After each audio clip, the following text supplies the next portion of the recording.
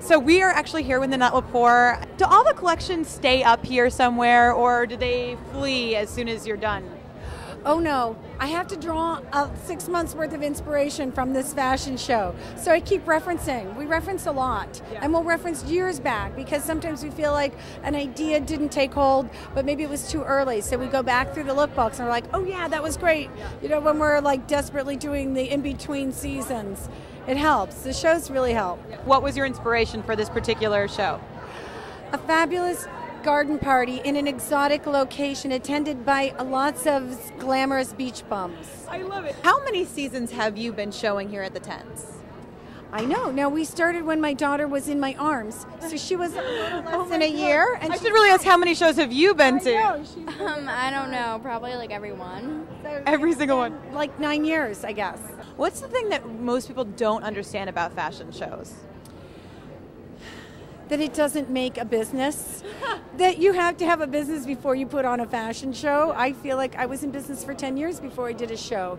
And I felt like then when you spend the money, the expenditure isn't so crazy and you kind of, it makes sense. But when you think that you're going to build a business on a fashion show, that's a misconception.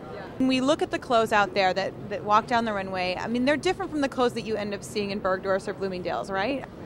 Well, oftentimes the models who are like, 15, 5'11", and 110 pounds can wear a lot more fabric. It's not less fabric, it's more. So what we do is we dwindle it down to where a woman feels comfortable in it, because you don't want the clothes to wear you.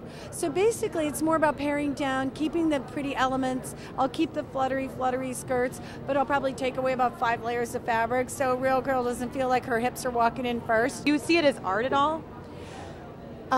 My dad was a painter, so I never wanted to look at this as art because it's very different, and it's not expected to be worn. I always think in a more practical sense, like, do I want to put it on my body?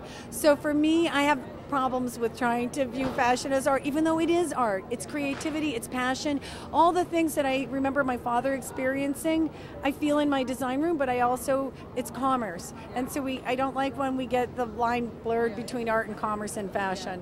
So here's my question for you. Have you actually inspired any designs? Do you have suggestions for your mom when you see her designs?